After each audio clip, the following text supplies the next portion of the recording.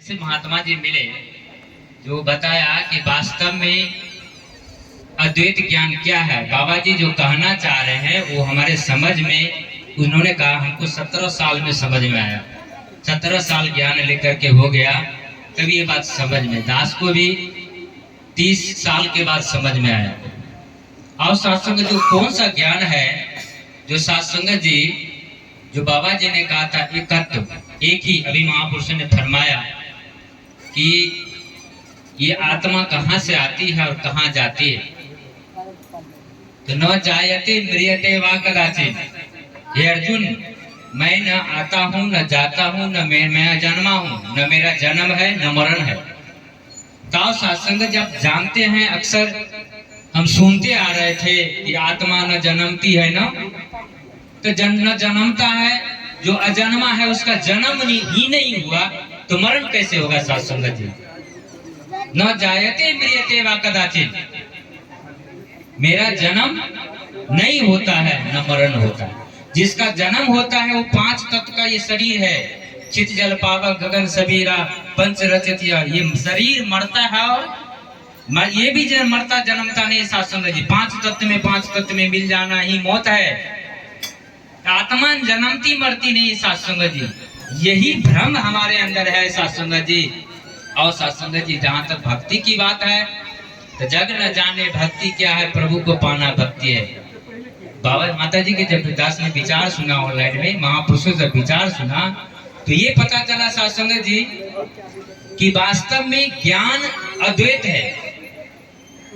जैसे एक शब्द एक चौपाई दास ले रहा है, रामायण में लिखा है कि बिन पग चले सुने बिन काना कर बिन करम करहि विधि नाना।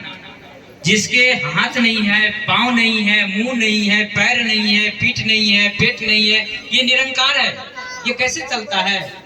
जिसका पांव है ही नहीं, मुख है ही नहीं, ये बोलता है बिन वाणी वक्ता बर जोगी, तो ये कैसे बोल रहा है।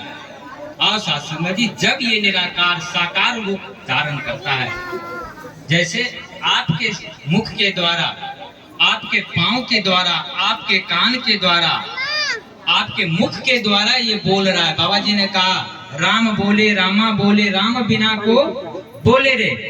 लेकिन हमें लग रहा है कि मैं बोल रहा हूँ, मैं सुन रहा हूँ, मैं देख रहा हूँ, मैं खा रहा हूँ, मैं चल रहा हूँ। ये मैं भाव जब तक सत्संग जी ये नहीं छूटेगा तब तक ज्ञान का आनंद नहीं मिलेगा। और वो तब तक ये बात संभव नहीं है जब तक अद्वैत का ज्ञान नहीं होगा। और सत्संग जी हम इस निरंकार को कण कण में अविनाशी है, इसको तो हम कबूल करते हैं, ये निर्गुण ब्रह्म परमात्मा है।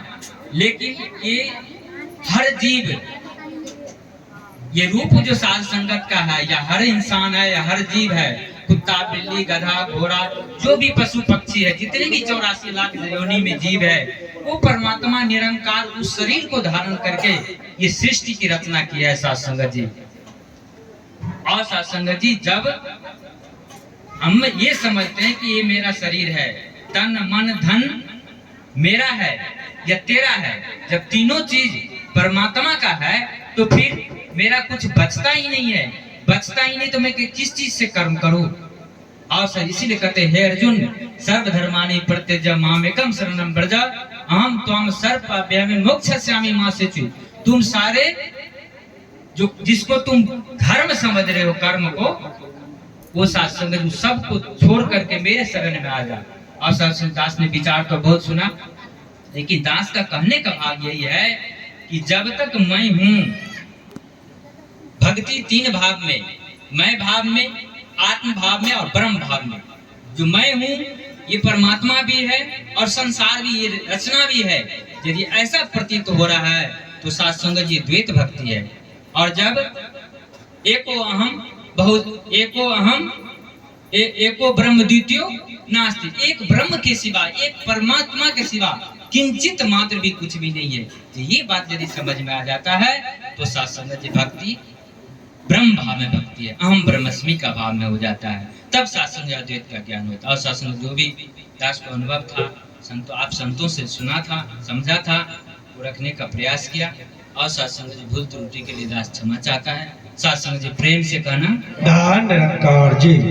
सत्संग जी प्यार से बोलिए धन निरंकार जी। तो जैसा कि दास अरदास किया था, महात्मा श्याम सुंदर जी सतगुरु से आशीर्वाद प्राप्त कर रहे हैं और दास अरदास कर रहे हैं संतों के चरणों में कि सत्संग जी हमारे बीच